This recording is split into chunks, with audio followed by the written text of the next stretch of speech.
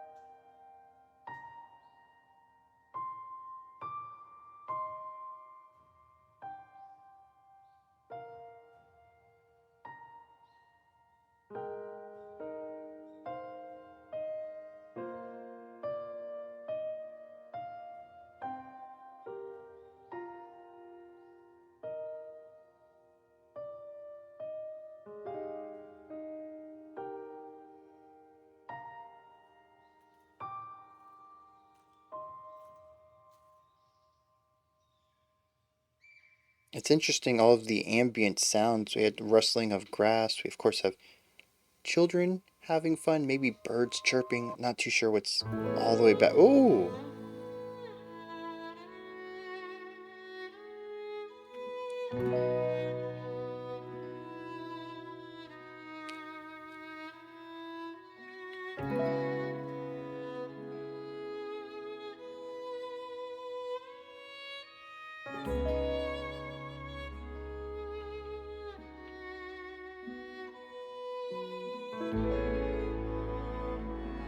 Beautiful. The strings are a great addition to this.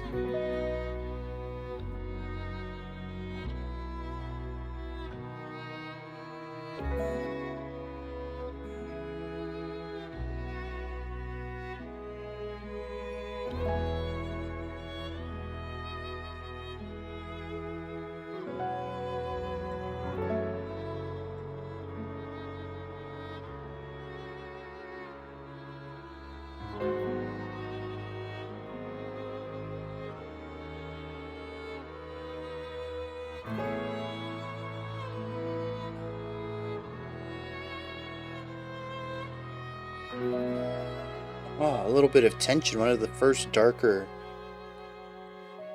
times we've introduced some darkness to the sounds. Everything has really been harmonious and pleasant.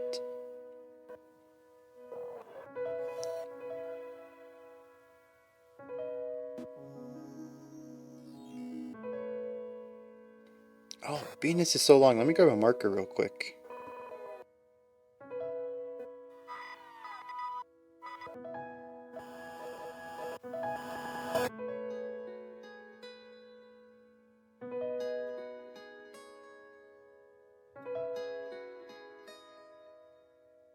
What's that,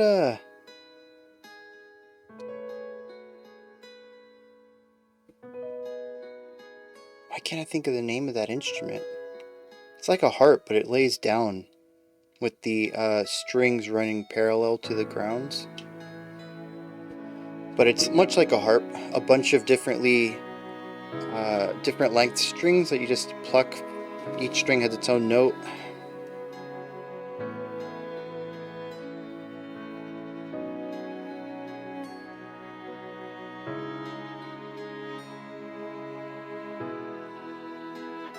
It's in the dulcimer family. That's the word I was thinking of. I don't know the exact instrument based on timbre.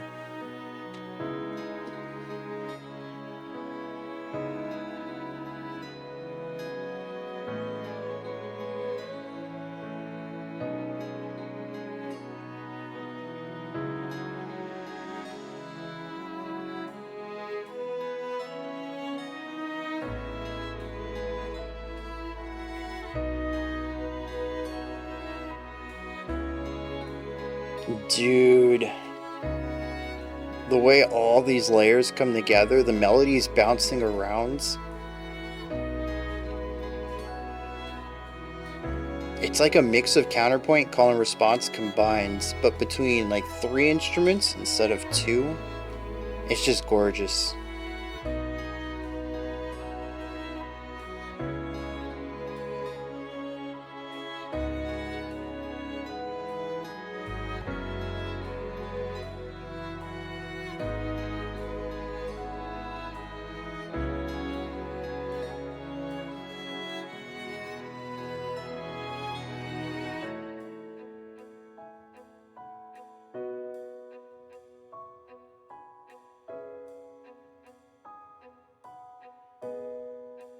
Those little bright bounces gives it a fun, youthful vibe.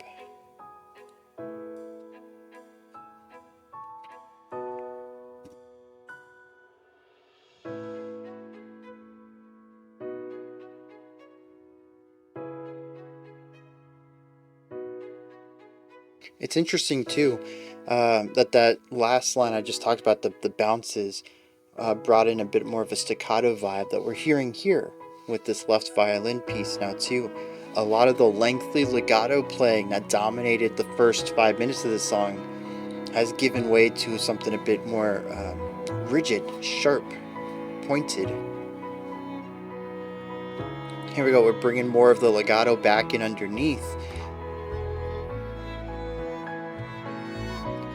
Yeah.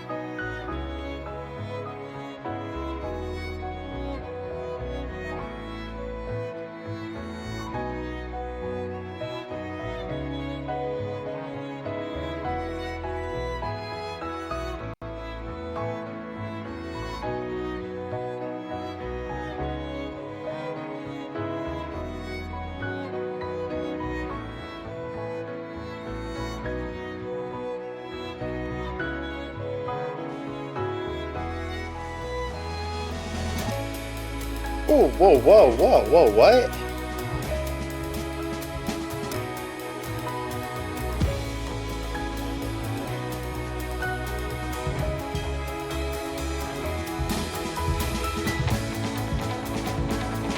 Random jazz drumming, heavy cymbal emphasis, very minimal bass kick and snare.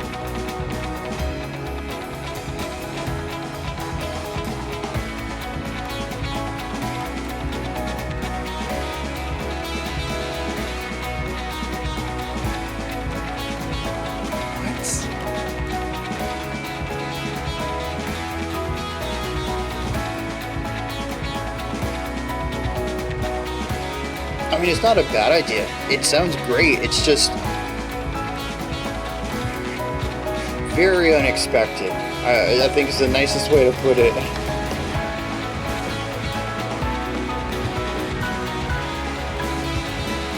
Also, what's going on the high ends? There's some crackling.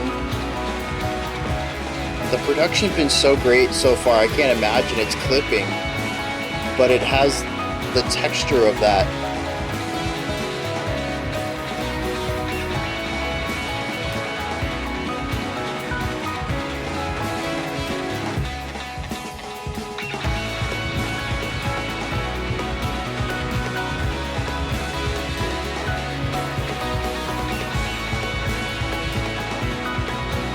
Very rich though, very textured, very detailed, very ornaments.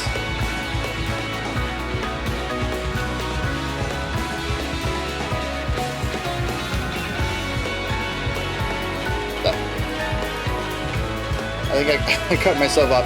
It's very ornamental. Lots of cool ideas coming in, kind of reaching a peak of wall of sound here.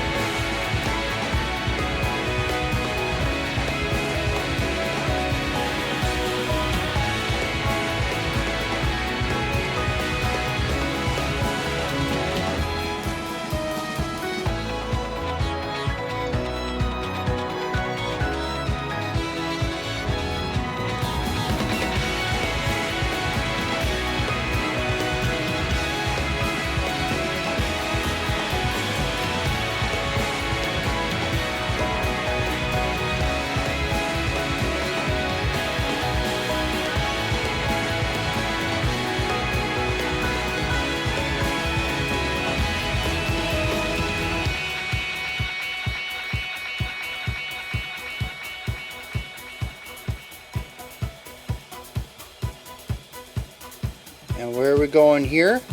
What?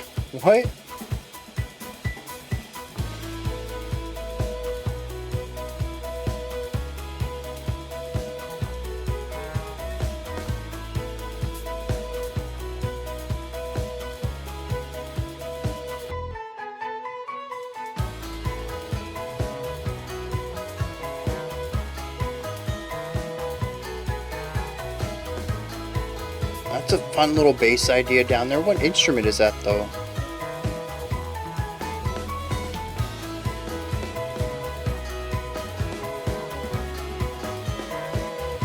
That rhythm on the snare is something we've been with for like 4 minutes now. It just keeps getting passed between different instruments.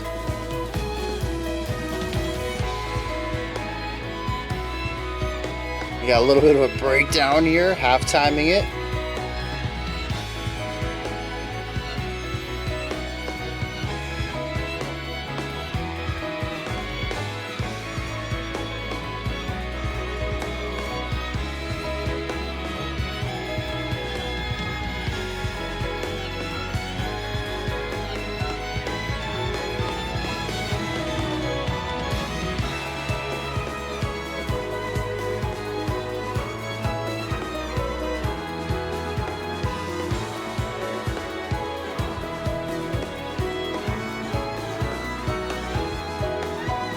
I like this addition of melody here, especially on this violin over here on the left.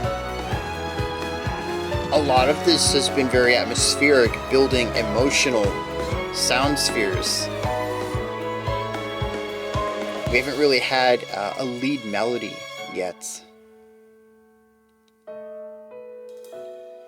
And of course, this was the first place I was advised to stop if I wanted to, but I think we're going to listen to the whole thing all the way through. I've been taking notes, so I don't have to worry too much about forgetting stuff.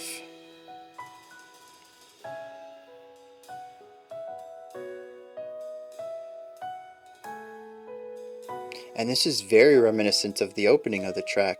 Single piano melody,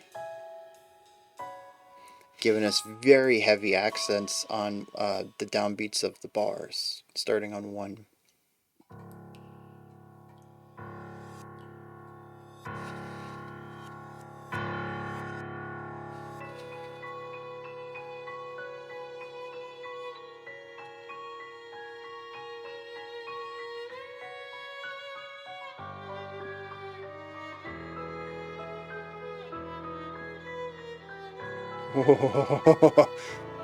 Coming back to that darkness that was hinted at so long ago. Ooh, oh, we got some glitch in here?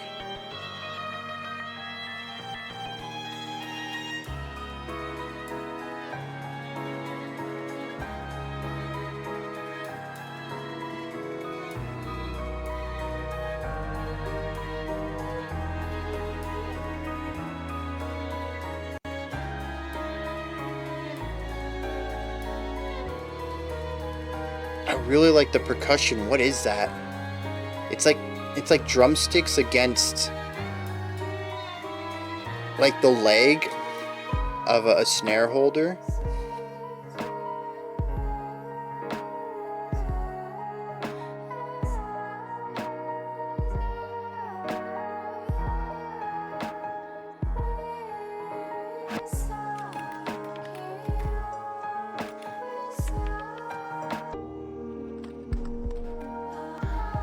Yeah, oh wow. Production stuff.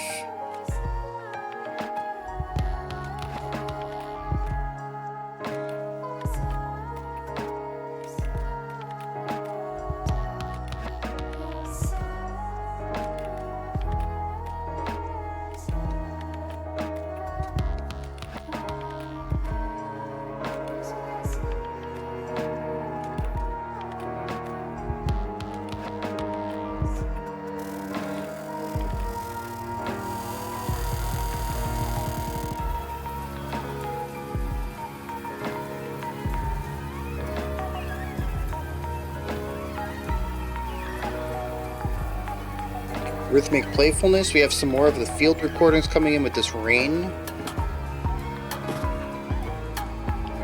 Yeah, this whole section's falling apart rhythmically. It's there's the appearance of lagging on some of our accented hits. We have the glitch introduced in here. Harmonically, it's very atonal, dissonant.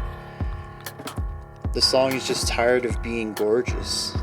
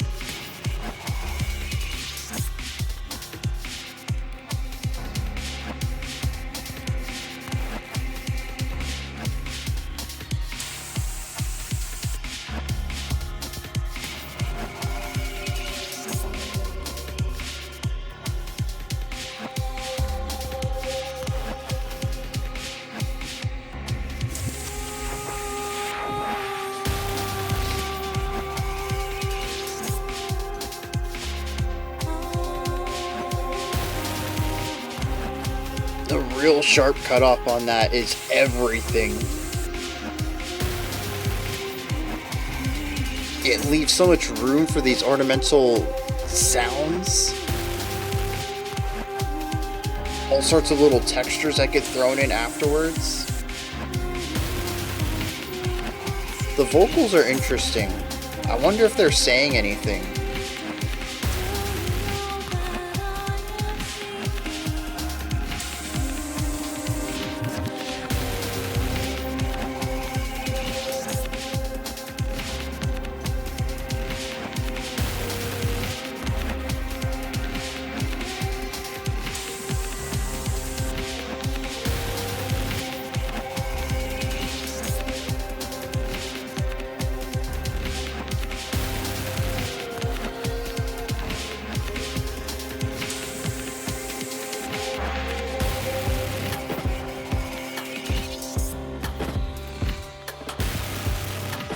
And see her falling apart rhythmically again.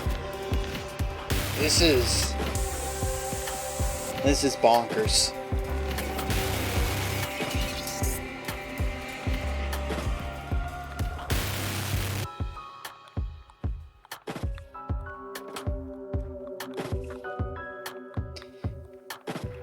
It's interesting. I don't think any of our ideas have completely abandoned what came before them. Like, we're moving into this new idea. On this left side, we still have the really punchy compressed drums giving us the same rhythm from the last section. And eventually they'll fade out and something will take its place from this more melodic classical side.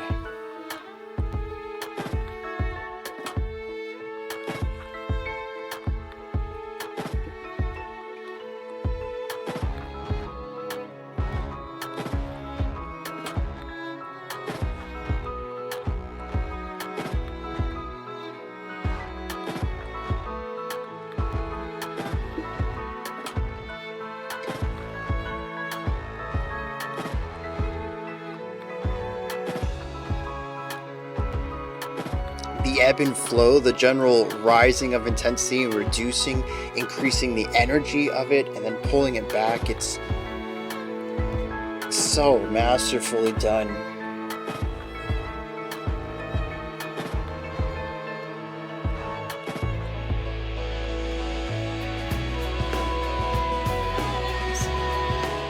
Oh! Bringing in some of our electronic stuff back in. I also like how he doesn't always introduce new ideas on the downbeat of a new bar. Sometimes layers get added into the middle of a repetition, which I think is just very fresh. So much fuzz. Golly.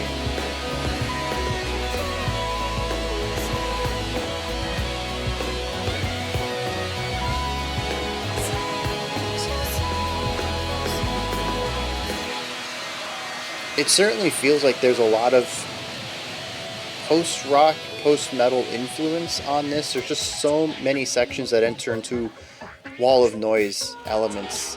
Slow burn is also a major element of these 20 minutes we've heard so far. Always taking an idea and building and building and building.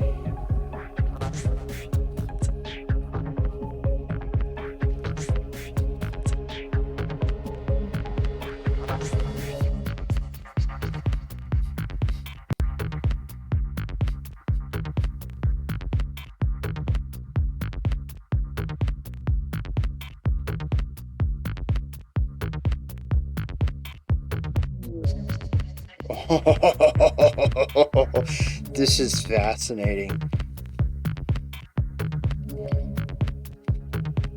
I wonder where they started.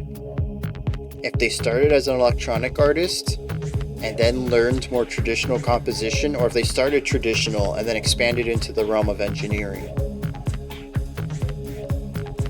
Because as great as the traditional style of writing here is, especially from a classical angle, I have so much envy of this dude's ability to also write fantastically produced electronic music.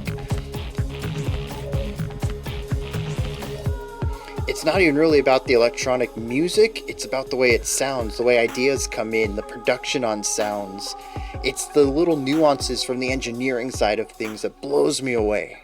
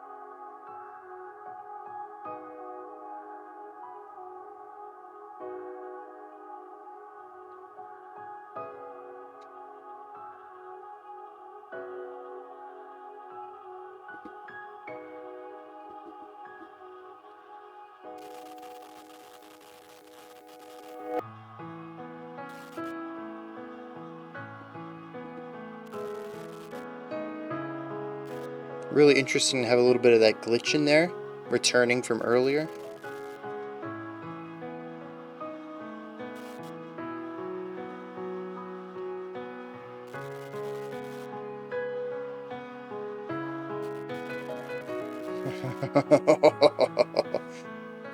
The placement of that little I love that. I think it's also the glitch of it too.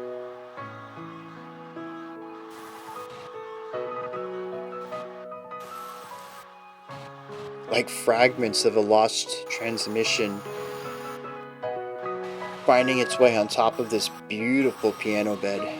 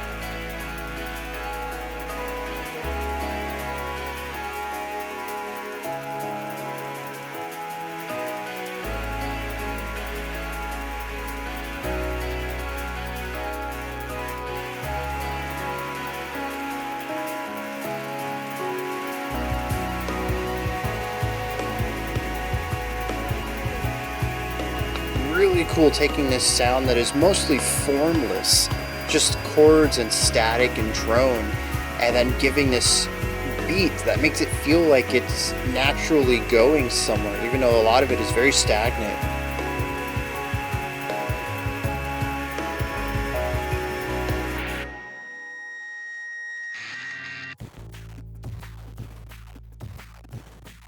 That was a very harsh transition. As I mentioned, a lot of the ideas seemingly flow into one another, or still have some leftovers from the previous section. No, that didn't. We just went to the next idea.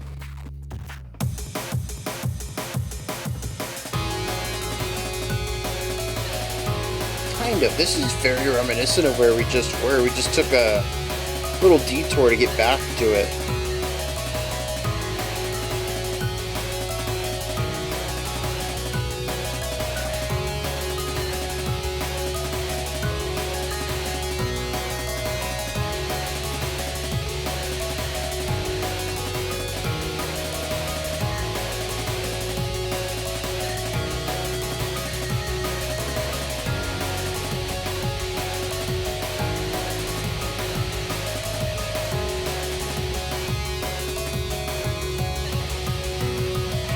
It's interesting because that's definitely an electronic beat to me, but I hear a lot of punkiness in it too. Same with that vaguely electric guitar sound over here.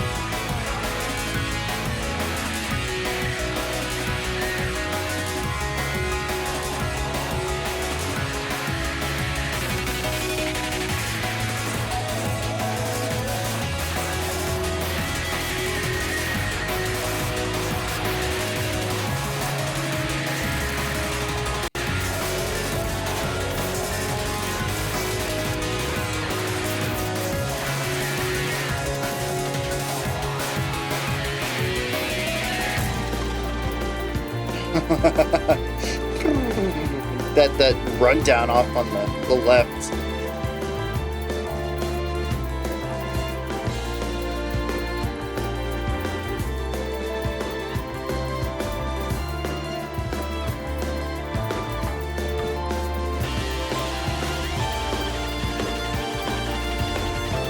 That vaguely guitar sounds very much like a guitar now.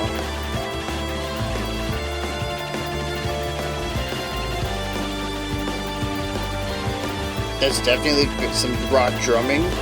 The timbre of the drum kit feels less electronic to me now as well.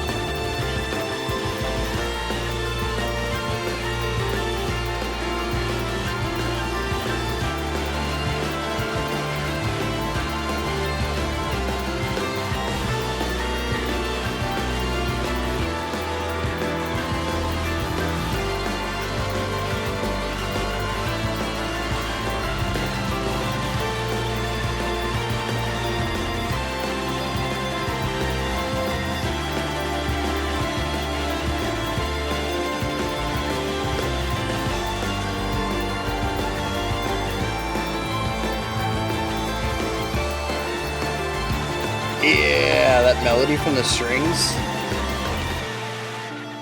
Counterpoint against the guitar.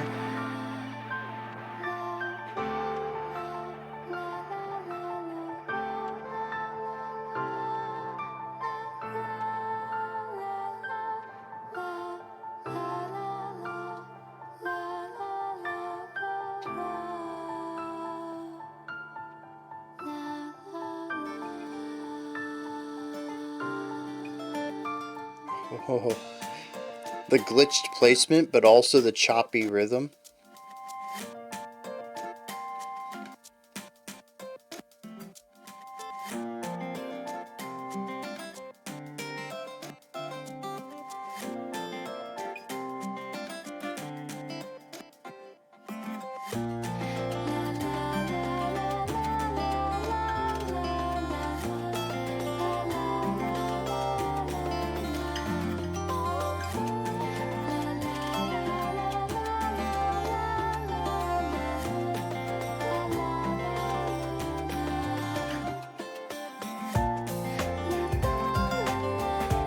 This is just a beautiful combination of the electronic parts we've been hearing, the acoustic parts we've been hearing, and a lot of the beauty from the beginning, devoid of the noise and tension and chaos of the last 10 minutes. It is a really nice contrast to all of that.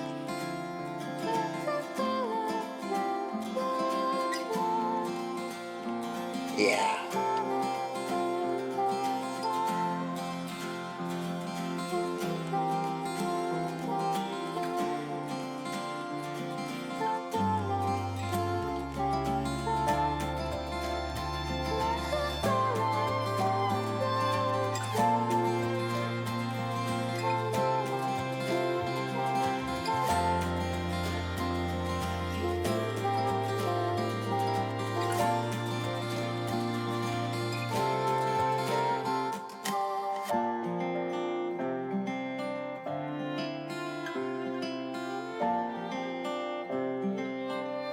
You know what's funny is this is something that I hear in like indie folk. Not something I'd expect to pop up here. There's just so many influences. Yeah, that's a jam.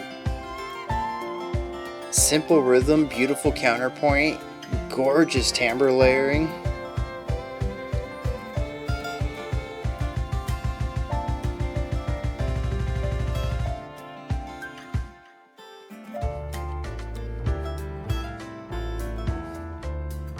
Oh, a little bit of an accelerando going on here.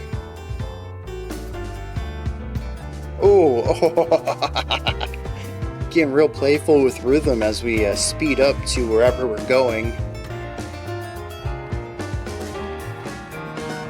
Sound just bouncing all over the place.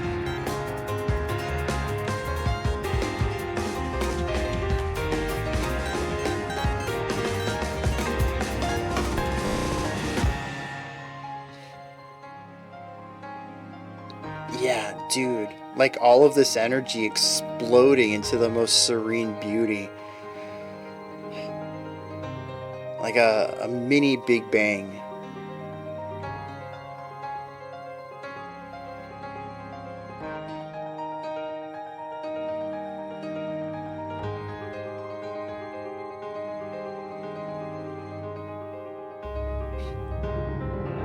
Oh, random timpani. Oh. Yeah. Oh, what? Okay, there's the motif.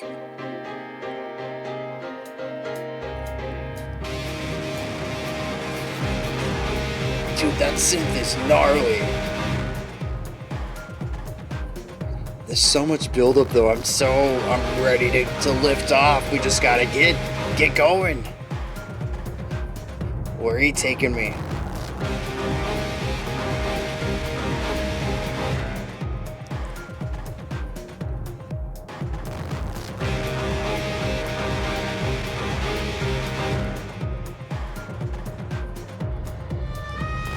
Beautiful little piano melody back there.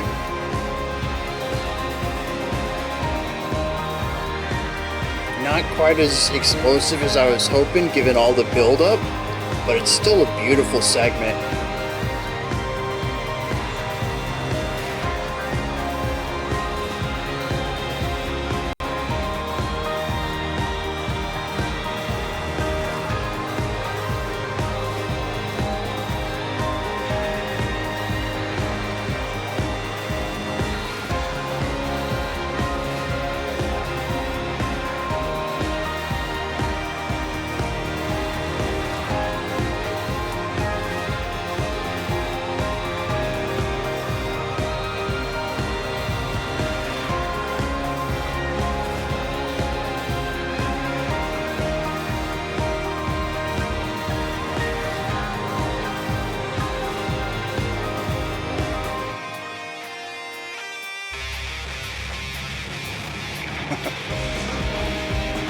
Bringing this back, okay.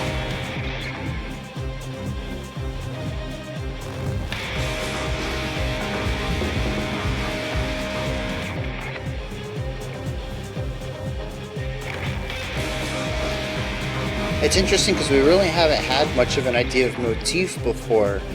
Everything seems to be fairly linear, and we're coming back to this. I think it's the first time we've returned back to an idea fairly wholesale.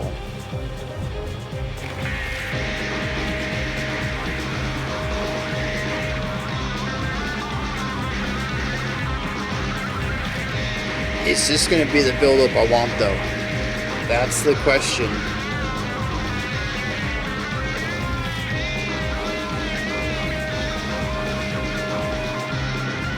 What mode is our guitar in there? It's in a very different harmonic style than everything else.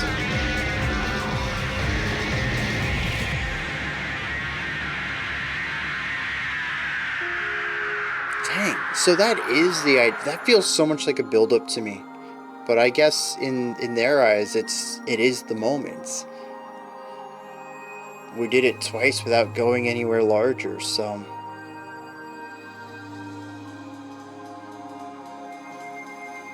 Bringing that rhythm back? Okay. The jazzy stuff from the beginning.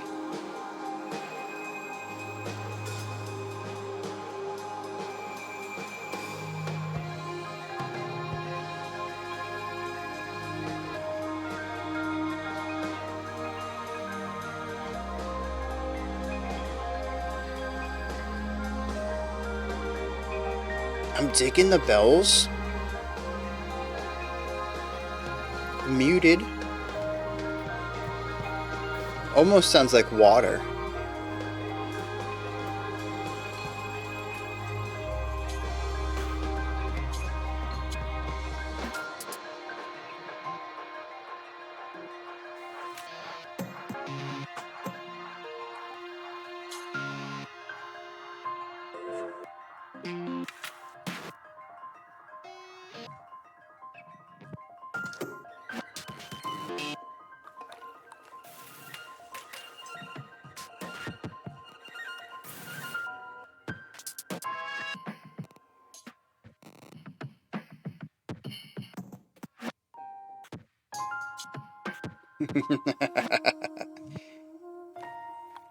The piano coming in 2 notes early, playing them over there, getting cut short, and then waiting a couple beats for the piano to come in here. It's like it jumped the gun just a little bit. They left it in, but of course everything's intentional.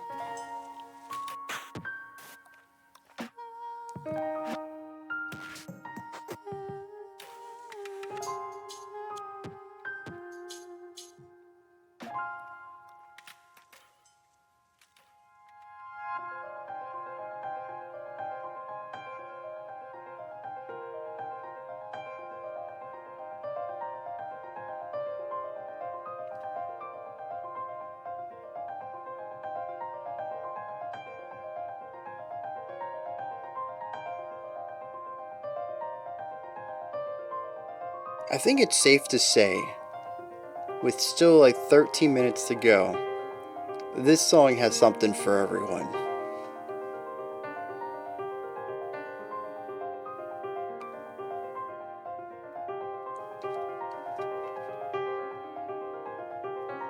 And I don't think it does that without losing its identity, which is very cool. I think it does that without losing its identity, which is very cool.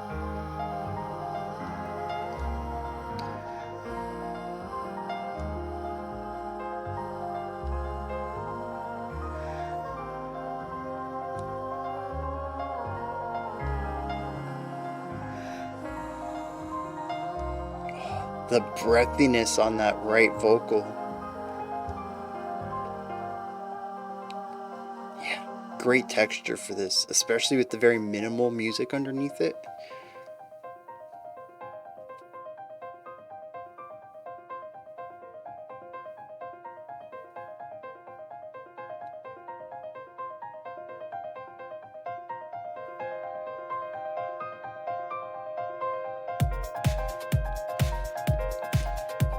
How do you go about writing this though? Do you just have one 50-minute project? Or would you do like film where you chop up scene by scene? But see, the thing is, there's so many sections in here that bleed between each other. Where would you be able to chop things up? I have no idea how this song could be put into small chunks.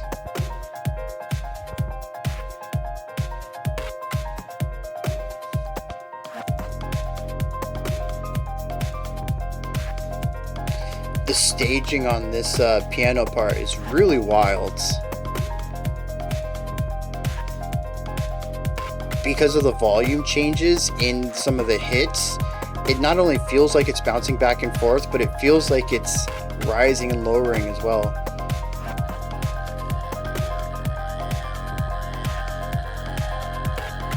Got some vocal fry in here.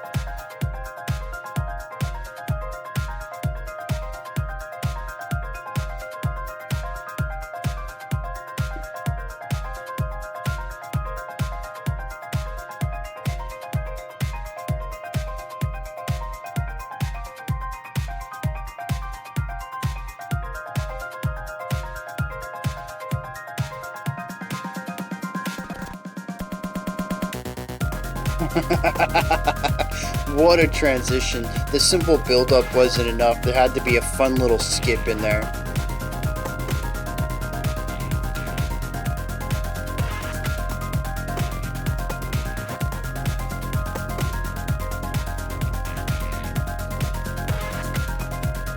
Again, it's the little ornamental sounds.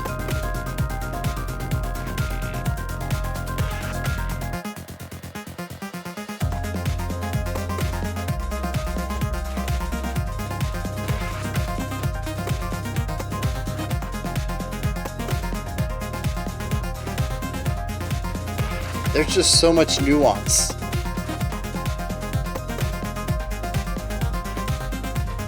And everything's just so perfectly layered too. That's the thing that kills me, man. How? Just the ear for all of this, the mind to create it.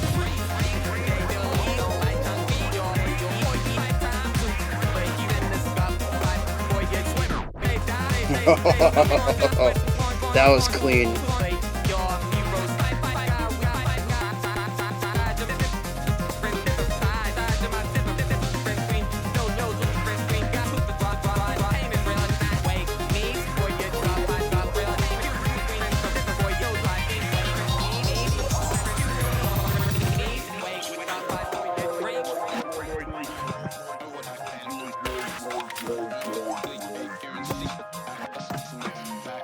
Ooh, more of the destruction.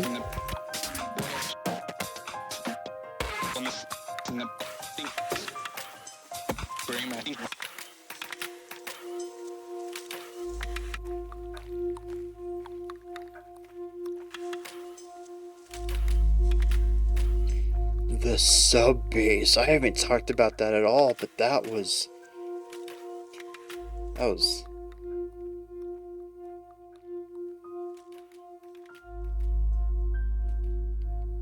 we got less than 10 minutes to go. How are you gonna how do you wrap this up?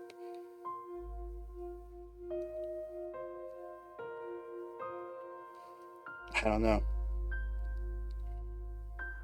Take us full circle? End where we started? Layered classical music with traditional instruments? Oh.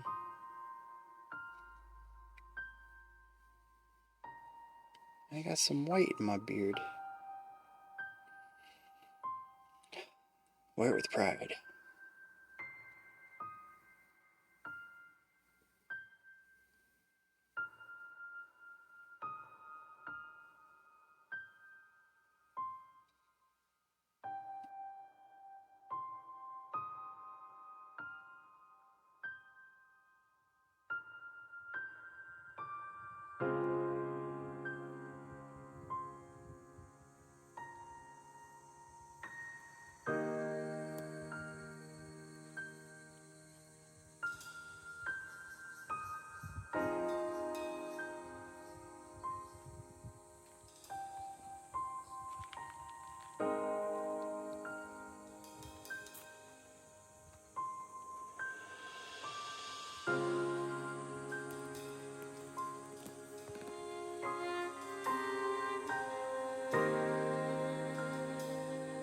Yep, that's it.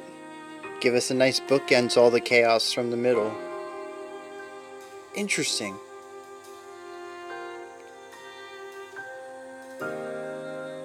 There's a very faint vocal.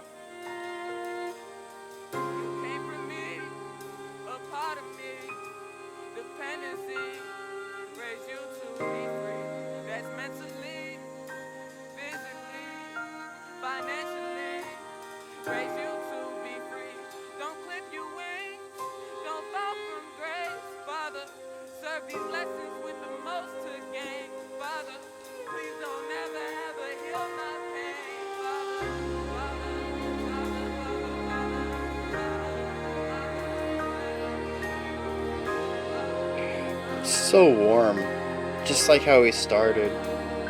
It didn't dawn on me how cold this track got.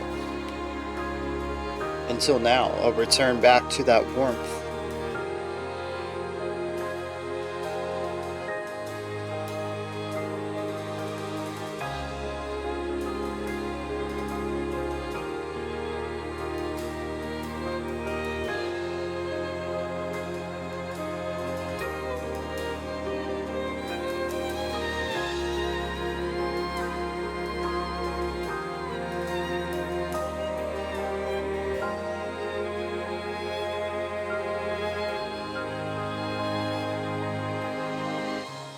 This is also more of a somber ending than we started off with, which is very bright and happy and adventurous.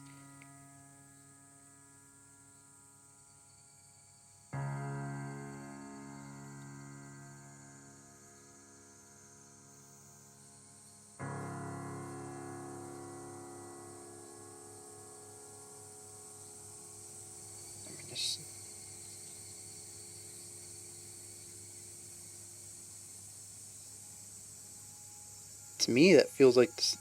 Oh no, we got something coming back. Feels like the song's over.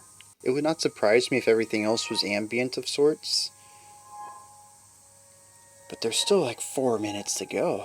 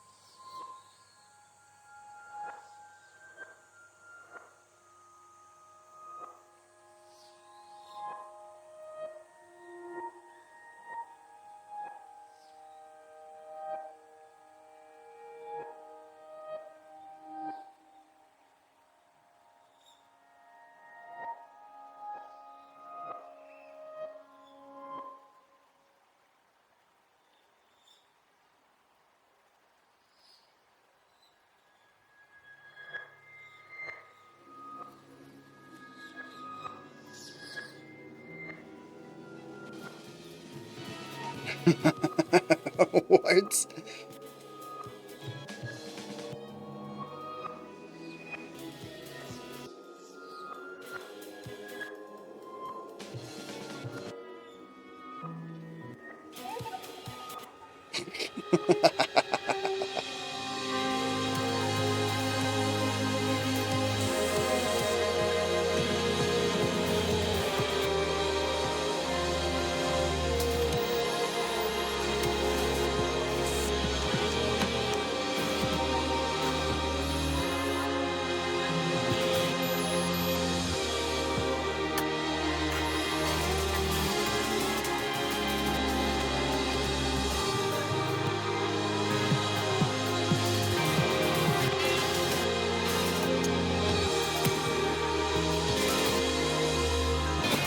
Very overwhelming in a lot of ways.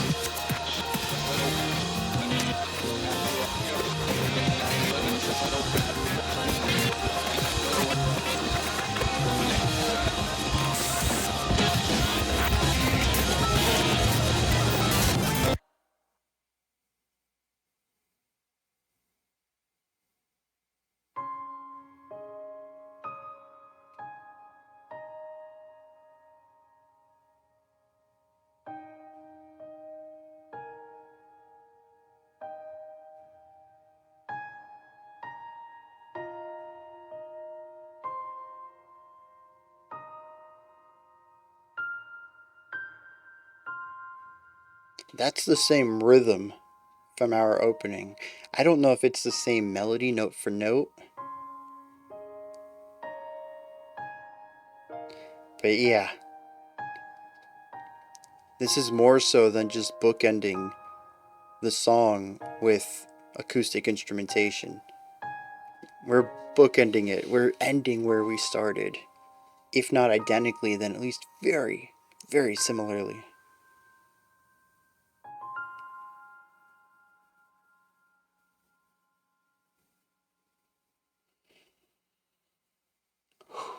Man, that was an experience.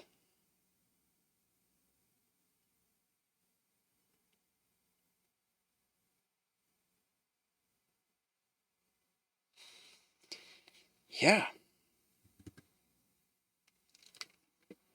I mean, that was just phenomenal, honestly. Um, there is nothing I can say that would do this thing justice in any way. So I'm just gonna call it a masterpiece, and I guess that's how we'll. I guess that's how we'll wrap this one up. No, I'm just kidding. Of course, we do have to talk about it because that's what we do on this channel. We listen to cool music, we discuss it, we break it down. There is a lot, lot going on here, and it is all joy to me. Okay, so first of all, let's just stick with this. There's a lot concept. Um, Genres. How many genres are in here? I don't even know if I could specifically pull out the names of all of them because it's always a little bit of it. Like, yeah, I'd say that the first 10 minutes are very post-rocky. Is it post-rock actual? No, it just really reminds me of it. There's also a whole slew of electronic genres that I'm not well versed enough in to tell you what's there, but I do know that there's a lot of noise and layering and glitch and high quality production stuff going on that it all comes across as wildly different ideas. Some of it probably fitting more into the EDM, some of it fitting into IDM, a little bit of drum and bass in there. There's glitch, and those are really only the ones I can list off the top of my head. We also have a ton of modern classical stuff going on here, particularly with our opening and closing. However, we do have some stuff that is based upon interesting harmonic ideas, counterpoint, layered melodies, just all sorts of cool stuff that is generally attributed to classical music, though that doesn't mean it doesn't show up elsewhere. But at least, especially when paired with the strings that we have in a lot of these sections, it feels very classical to me. So, this song incorporates a slew of classical, a ton of rock stuff. Oh, we also have punkier drums that we heard in a couple of sections. Um, there's also noise rock. We have some really, really noisy guitar stuff. So a lot of rock stuff going on here. A lot of electronic stuff. And I didn't even really think about this until just now, but a lot of the vocal work is very poppy. So that's just what I can think of off the top of my head. There's probably a lot of other genres. Maybe people listen to some sections and like, oh, that actually reminds me of this, and that just brings in an entire other world of music. What I'm pointing at here is that Kashiwa Daisuke has just a ton of influence at his disposal to bring into his music, and I find that to be phenomenal. But it isn't just influence from a compositional standpoint. Um, there's also stuff like sounds of instruments, timbres. We have piano. We have clean guitars. We have electric guitars, which are clean. We have acoustic guitars. We have super gritty, distorted guitars. We have, I think I said strings already, maybe not strings if I didn't. We have a ton of electronic sounds. I have no idea how many of them are handmade, how many of them would be presets, how many he's crafted based on stuff that he's heard. It's like, oh yeah, I really like that sound. I'm going to try to build something as close as I can to it.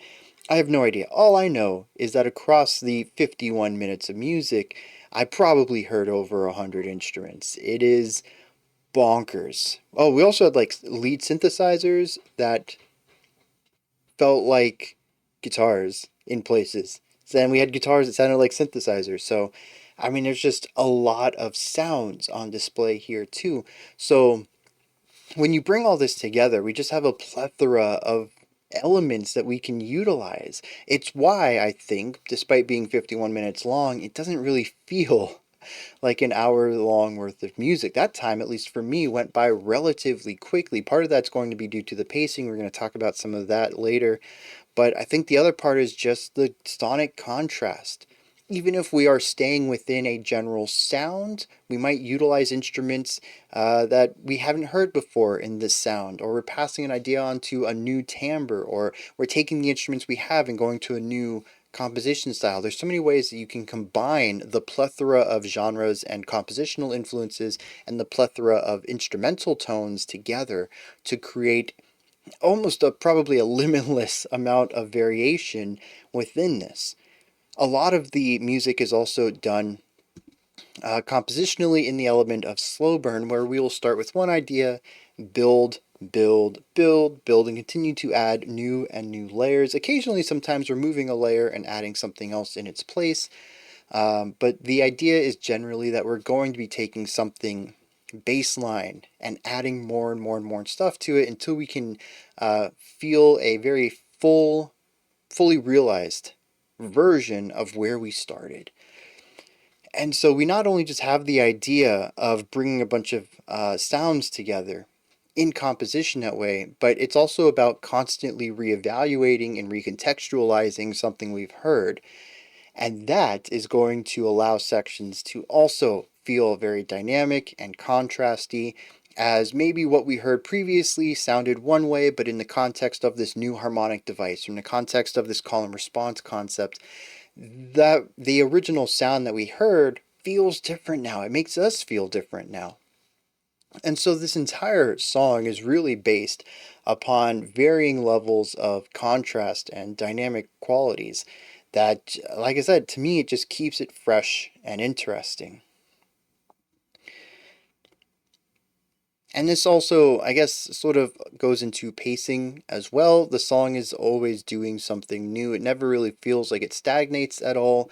And when I personally have begun to have my fill with an idea, I hear another layer, I'm like, okay, yep, that's another layer. We begin moving into something else, transitioning away from where we were, moving into a new idea. So at least to me, it just always felt really well paced. Some sections might have gone on a little longer than I wanted. Nothing ever moved too quickly, but I did find that for the most part, I was pretty happy with the flow of the song. And speaking of flow, so many ideas transition into one another. I feel like the overall movement between highs and lows, high intensity, low intensity, high amount of layers, low amount of layers, dissonance versus consonance, all these things were in such perfect control and harmony that the song just had this like waves, this gentle ebb and flow to it. And everything was just perfectly complementary. I just loved everything that had to do with the compositional side here. Um, I think that's it for large ideas. For the most part. Well, let me talk about this real quick. I mean, sort of continuing on with the what I was talking about with pacing is just transition. A lot of the transitions in here are ridiculously smooth in a way that really I don't think should have been achievable. I find it hugely inspirational that he can move from two wildly different ideas with just the subtlest string tying them together, and yet it still works really well. Like moving from a really fast, noisy techno sound into something that's, strings, ambient, ethereal, but still retaining, for instance, an electronic drum beat that we were listening to here, moving it underneath the string set. And that is enough for my brain to say, yeah, that was nice.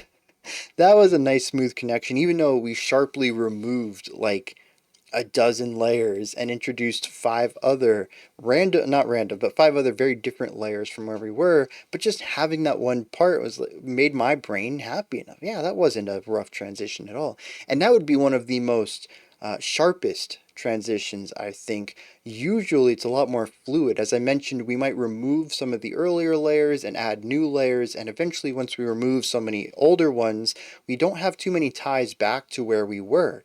We have naturally evolved to this new area, which is honestly what happened more often than not with this, and what gave it the very fluid flow, the fluidity across this song. The other thing that I think really stands out to me is the general high energy of this, whether it is the noisy, electronic, wild, rapid, rhythmic things going on, or just heavily layered, emotionally dense acoustic sections, and everything in between as we mash all these sounds together. Everything in here generally has a very strong direction to it and is energetically engaged, whether that's an emotional engagement or just a sheer kinetic frenzy to it, as the song feels like it is literally vibrating while you're listening to it.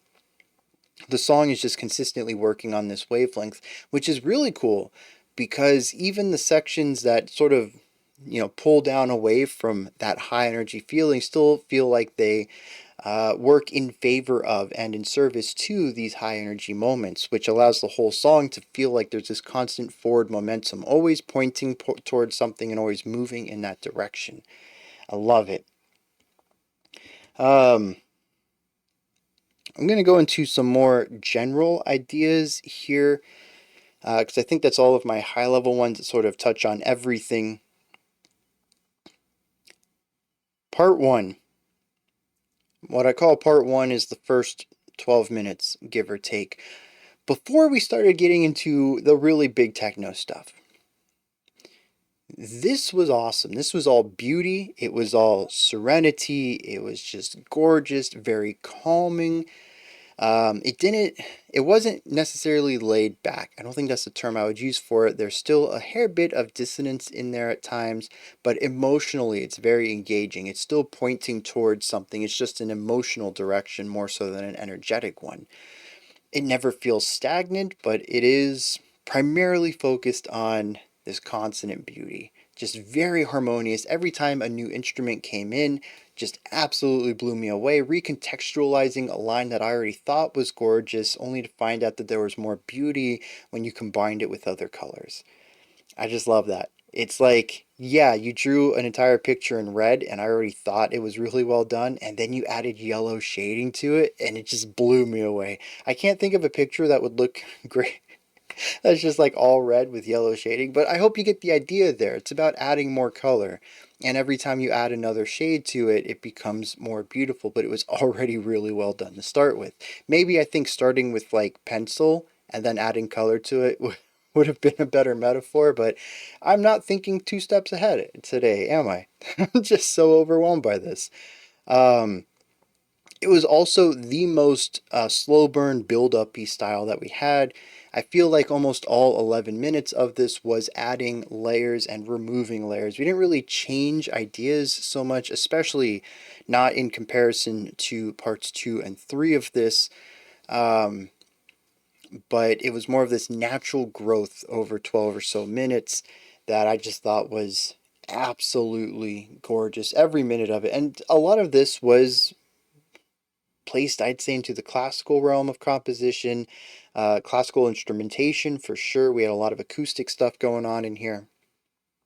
We had a couple of, if I remember correctly, a couple of dips into some electronic sounds. We had some interesting production going on, instrumental placement and staging, but for the most part, I would say that the first 12 minutes could be faithfully recreated with acoustic instruments. I like this as well, and it did have its oddities, such as the field recordings, which I liked. I enjoyed them there. I felt like, for the most part, they were a net positive, usually adding to the vibe and atmosphere of a section.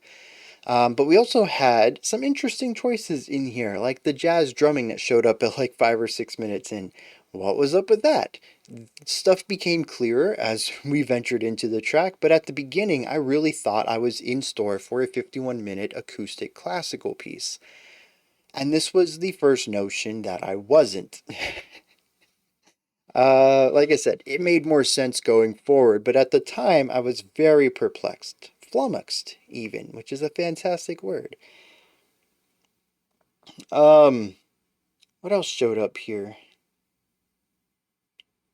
Oh, I guess that's it. So then we would move into part two, which I don't really know where to stop part two. It definitely starts around minute 12. This is where we began to add in the electronic segments. But I feel like it probably pushes into about 42 or 43 minutes into this. So it is a big chunk of this song. It's pretty much the middle of the track, and it's a very large middle. This is where everything comes together. We bring in all of the electrical sounds. Electrical? All of the electronic sounds. We bring in the distorted guitars. We bring in the occasional vocals. We bring in all of the wild production. Can we just talk about production for a second?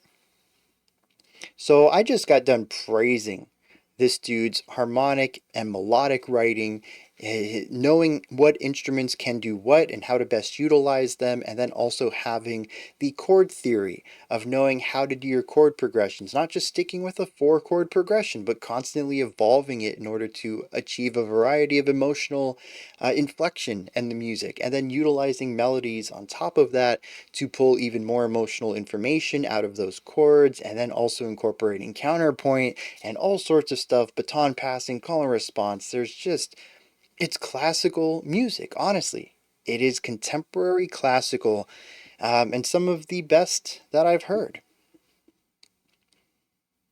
And then the dude starts incorporating electronic music in a way that feels like it's just another shoe that fits. That metaphor sucked. I don't know. It just feels like he's putting on another coat. Like classical is just one outfit that he can wear. He's got this different outfit that he wears at other times, and it fits him just as well. It's just such a good outfit for him.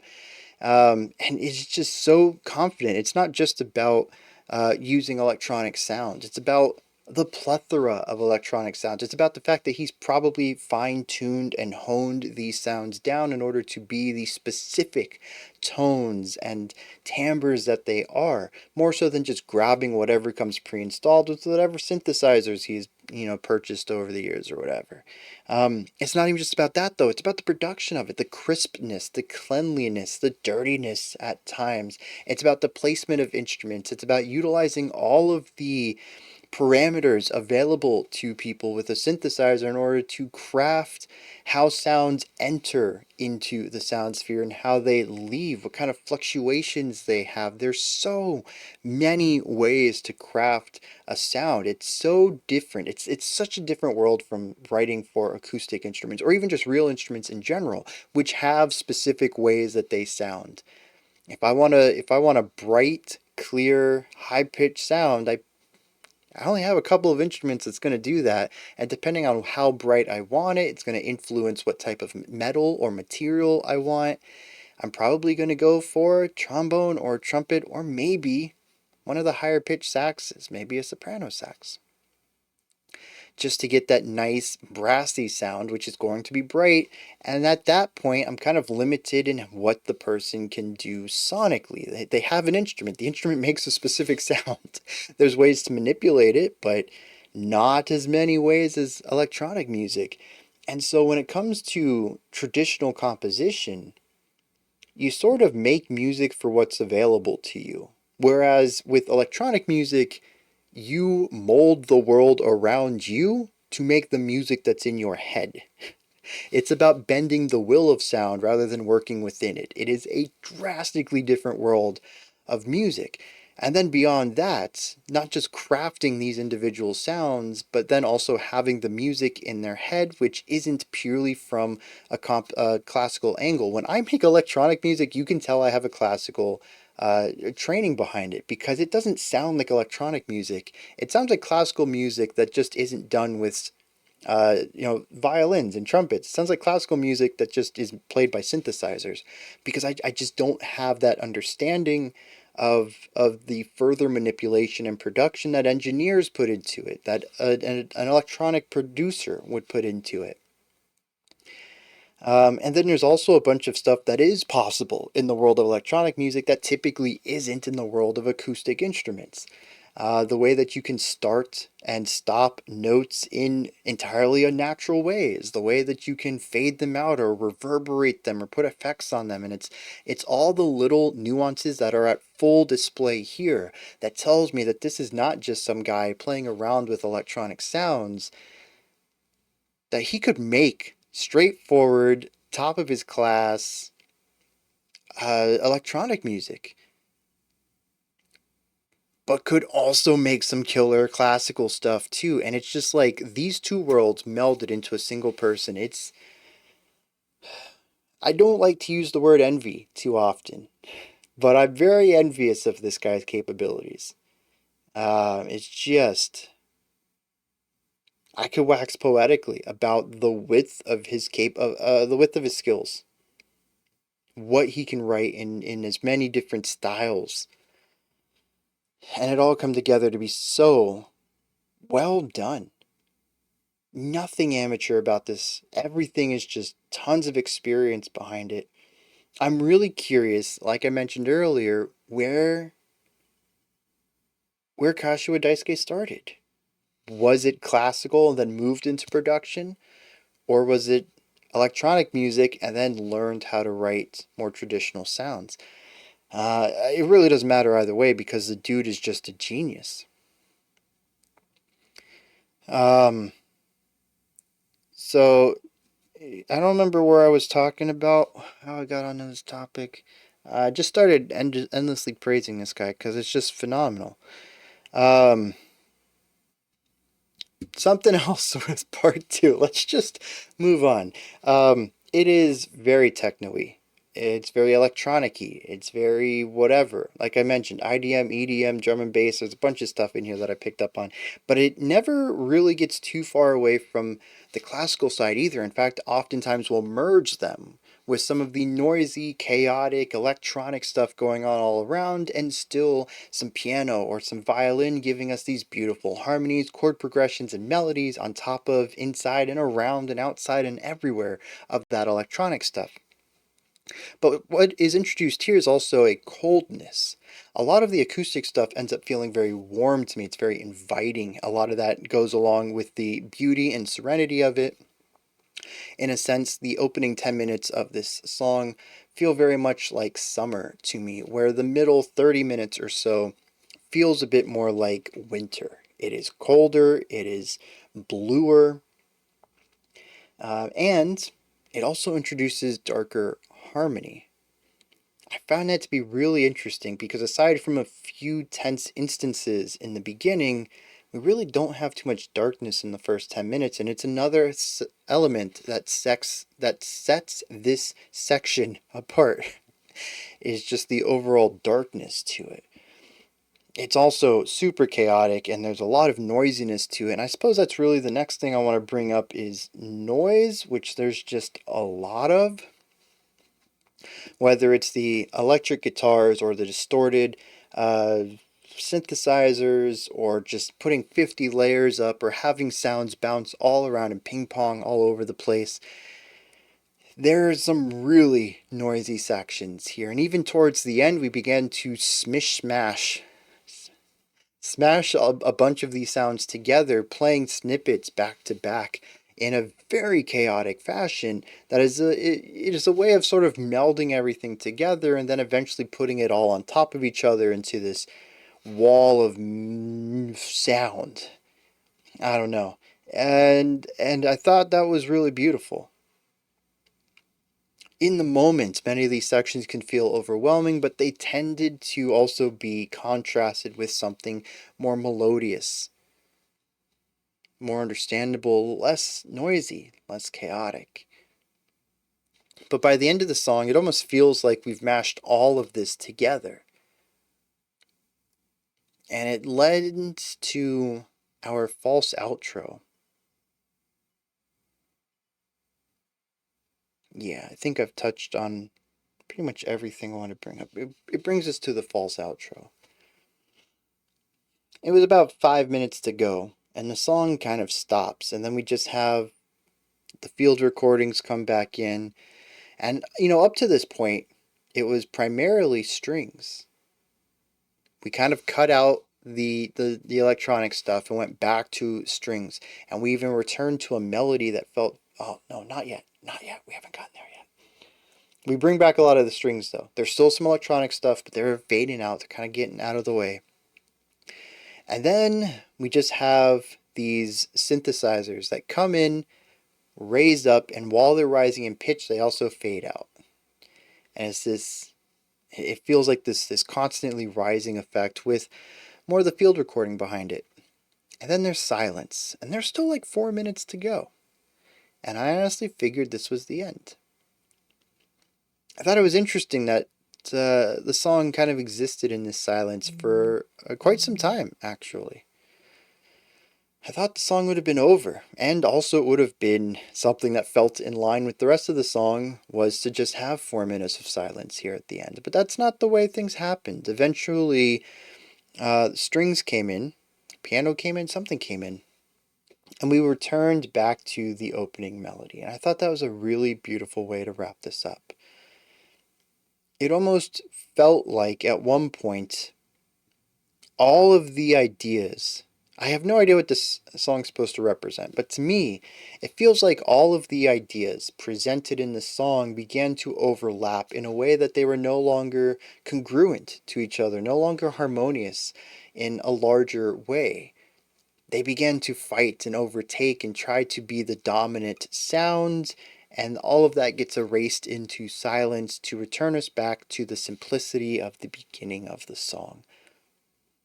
I don't know what that's supposed to represent.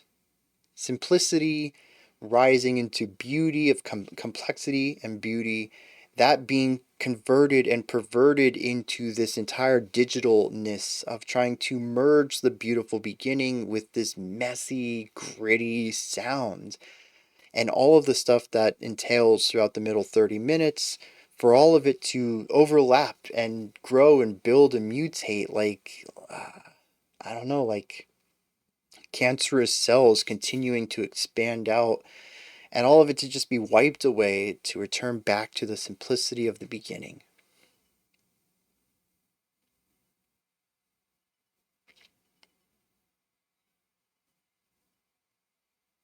But I like it. There's a poetry to that.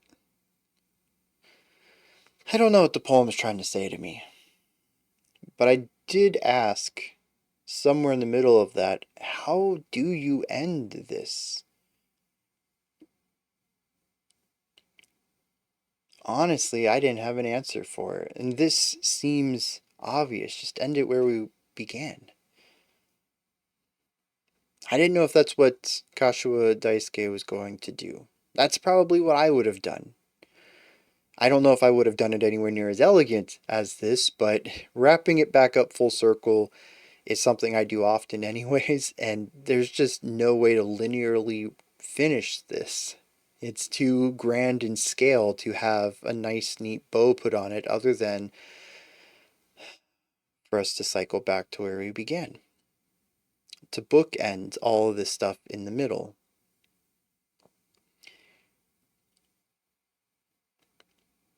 And like I said, to me there's just something really beautiful about that. It works. I don't know that it makes sense, but it works. And sometimes music is just magic. That's just art, man. You don't need to know why. It just works. There were a few sections with lyrics in here. I'm going to go see if I can find those. I know we had English rapping at the end, which was not on my list of expectations for this. We had some la la la vocals at one point, and I think we had Japanese pop vocals earlier in the track too. A lot of variety in there too. So I'm going to see if I can't find some lyrics for this and then we'll wrap this video up. Well, interestingly, it's listed as an instrumental everywhere, but it's not. There's words in here, there's lyrics in here. Kind of a little confused about that. But I did find the Bandcamp page, which has a lot of cool information in it, but what really stands out to me is that it's self-described as expressing everything in my musical activities so far.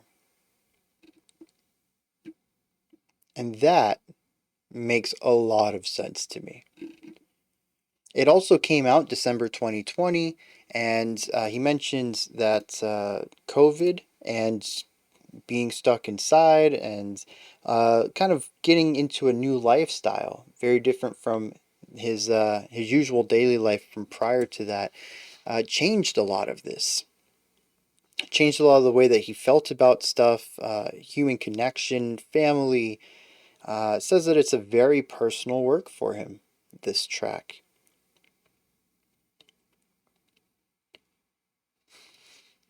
I do agree with the idea that it's everything he is musically. I have not listened to everything. In fact, this is only my second track from him that I've heard, but there is nobody, I think, who would write something like this and not have it be every fragment of themselves put into one idea. There's simply too many elements pushing and pulling to for this to represent really anything else. As mentioned here, it says that there's beautiful piano and violin melody, post-rock roaring band ensemble, pop and rhythmic approach, aesthetic of classical expression, arrangements mainly based on electronica. It has click house, drum and bass, ambient, modern house techniques reminiscent of grand movie music, minimal music, rap, chorus, and a dizzying variety of expressions. Yeah, that is something you make when you yourself are being pulled in a million different directions musically, and you say, screw it, I'm making one song with all of it. That's not to say that Kashiwa Daisuke is the only person who could have made this, but I do think there are very few circumstances outside of that that would cause somebody to do something like this.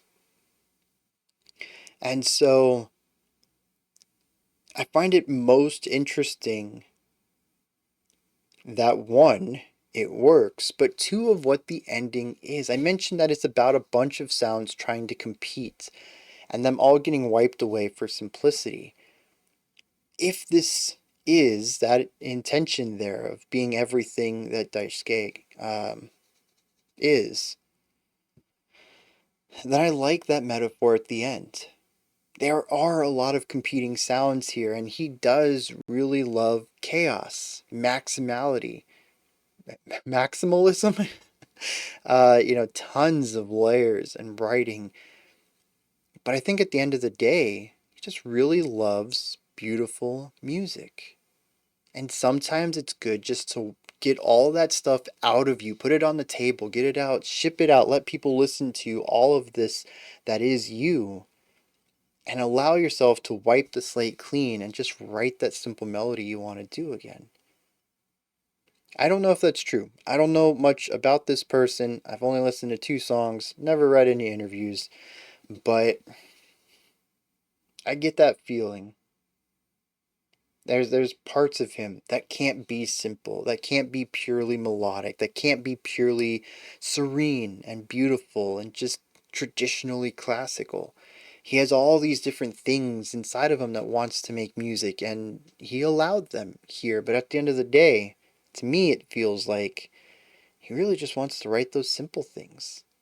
Ones that are just so beautiful on the surface. Or if nothing else, he just wants to include them in his works, even if it's not what comes most natural, maybe, would be another interpretation of that. But allowing that to be the bookend. Look at this beautiful stuff I can write. Let me get all this art out of my system. There's just a bunch of stuff in here. Some of it's really gorgeous, some of it's really beautiful, some of it's super gnarly, and others are, all over the spectrum between those two. And now that that's out, let me return back to this simplicity. But it could also be, as mentioned, that he wrote this during COVID 19, that he just wanted to return to the simplicity of life prior to COVID, whether that was prior to any quarantines that were going on in his country or just prior to any of the conversation around it or the ways that it created hurdles in his daily life, all this stuff. Just, I think this song also works really well for that whole thing. The simplicity, the serenity of the opening 10 minutes is pre-COVID, and everything in the middle is what came after. And it's a longing for the simplicity of the before. I don't know, there's a lot of ways to read into this, and I think that's also one of its strengths as well. I'm so curious what the lyrics are now because of that, but I think even without them, this is a song that I think will present a very clear story to the person who listens to it. Whatever that interpretation may be, I think it'll be clear to them. It's not something that I think is going to leave people feeling ambiguous, is what I'm saying.